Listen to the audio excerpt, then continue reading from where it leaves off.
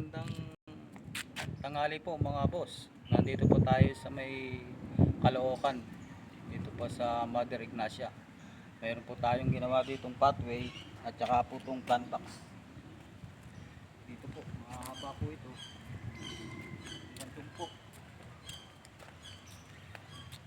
Kulang po nito, palitada na lang. Siguro po, mga isang linggo na lang po mga idol. Bago po matapos.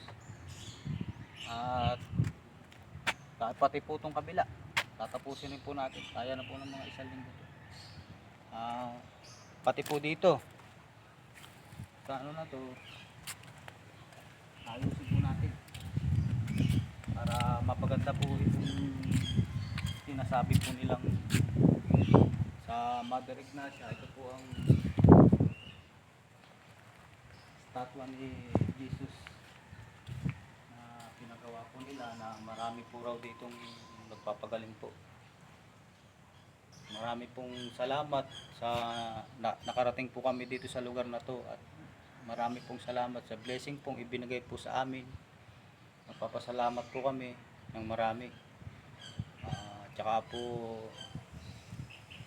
sana po ay ito pong pagbablog ko po ay share nyo po sa iba. Advance Merry Christmas po mga idol.